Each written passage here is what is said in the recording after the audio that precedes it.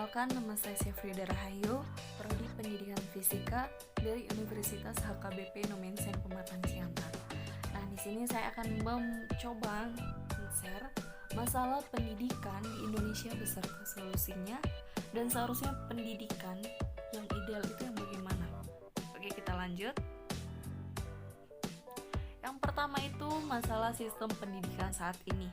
Nah, secara garis besar, masalah sistem pendidikan saat ini adalah belum bisa mencetak siswa-siswi lulusannya untuk siap menghadapi tuntutan zaman. Nah, apa yang jadi tuntutan zaman? Kemajuan iptek, banyaknya lapangan pekerjaan yang sudah digantikan dengan robot. Nah, perubahan zaman yang terlalu membuat kebutuhan lapangan kerja ini juga berubah. Saya rasa kayak YouTuber, selebgram, influencer juga bisa disebut sebagai pekerjaan. Apakah skill itu diperlukan untuk mendapatkan pekerjaan yang diajarkan di sekolah? Mungkin dulu kita bisa lihat kayak penjaga pintu tol itu masih bisa kita lihat itu manusia menjaga. Nah, kalau sekarang udah nggak ada lagi pintu tol yang dijaga oleh mbak-mbak atau mas-mas. Nah, penilaian Program for International Student Assessment atau PISA yang dijadikan rujukan dunia, dijadikan kualitas pendidikan di berbagai negara.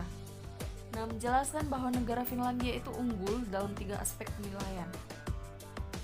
Hal itu menunjukkan kalau Finlandia adalah negara terbaik dalam sistem pendidikan.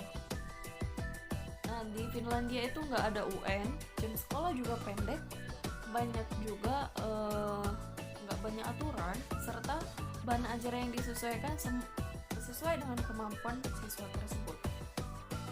Nah, siswa itu nggak dipaksa untuk belajar, bahkan mereka difasilitasi untuk mengembangkan minat dan bakat di luar jam pelajaran. Nah, yang jadi pertanyaan besar, apakah Indonesia bisa melakukan hal yang sama? Oke, kita lanjut. Nah, untuk melakukan itu butuh peran dari semua pihak, mau itu peran orang tua, peran guru, maupun peran pemerintah. Yang pertama kita akan membahas peran orang tua. Nah, di sini rasa percaya diri itu harus dibangun ya oleh orang tua. Mereka harus bisa membuat anak merasa percaya dan merasa bahwa dunia itu aman untuk si anak. Kalau rasa percaya udah berhasil dibangun, anak akan merasa aman dan merasa terlindungi selama hidupnya. Begitu juga sebaliknya. Jadi sekali lagi saya tekankan, peran orang tua itu sangat menentukan masa depan anaknya, begitu juga dalam dunia pendidikan.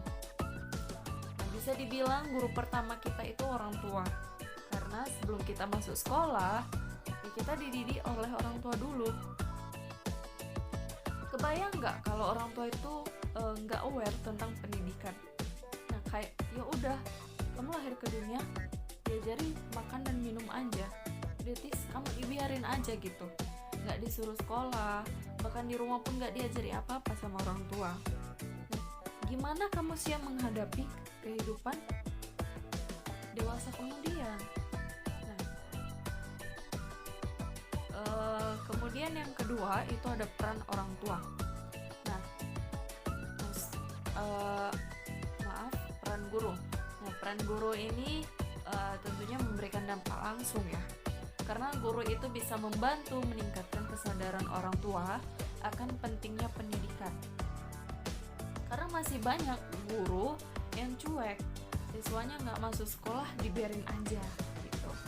Padahal menurut saya, guru itu sangat memungkinkan kesuksesan seorang siswa tersebut. Kalau kesuksesan seorang guru itu dinilai dari seberapa banyak siswanya yang sukses, jadi kalau siswanya gagal, salahnya siapa? Begitu. Nah, cara guru mengajar juga mungkin bisa diubah untuk solusi memperbaiki sistem pendidikan. Menurut saya di zaman sekarang, cara seorang guru mengajar itu tidak bisa disamain kayak cara mengajar 10 tahun yang lalu. Butuh pembaharuan metode-metode belajar, Dan udah nggak bisa lagi guru pakai metode maksa siswa untuk hafalan. Nah, misalnya metode mengajar dengan maksa siswa untuk hafal pun kurang tepat menurut saya. Pasti kan ada cara lain yang lebih efektif. Coba sekarang kalau saya buat penggemar JKT48. Nah, itu kan memberikan banyak banget. Pasti hafal kalau disuruh sebutin. Nah, coba kita itu sebagai guru, coba deh untuk kasih penerangan dan kasih minat untuk belajar siswa tersebut. Nah, mungkin itu bisa jadi trik baru ya yang untuk dicoba untuk para guru.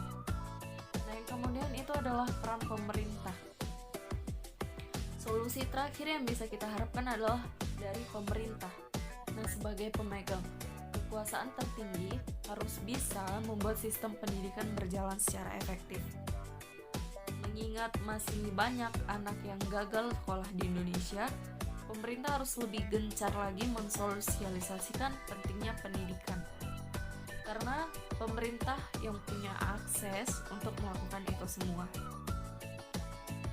Peran pemerintah ini sangat besar dalam mengubah sistem pendidikan, kayak pemerintah bisa melakukan perubahan kurikulum berkali-kali dalam jangka waktu berdekatan.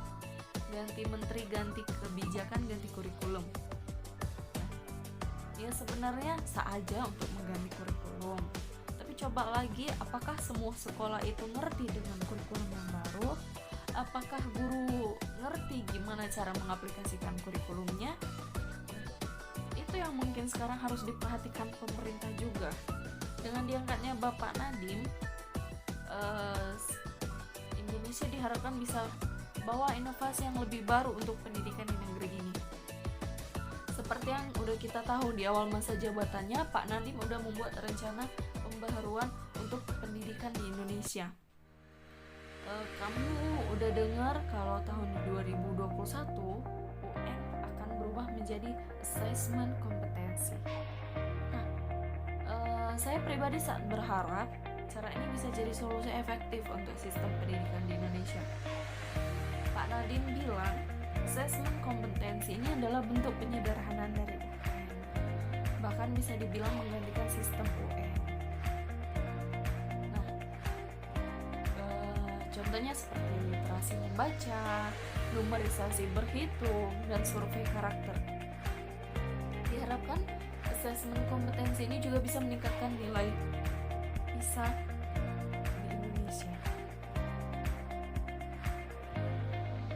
Nah, ada pepatah nih bilang, semua ikan itu pintar berenang, tapi kalau kita menilai ikan dari cara dia memanjat pohon, ikan itu akan merasa bodoh seumur hidupnya.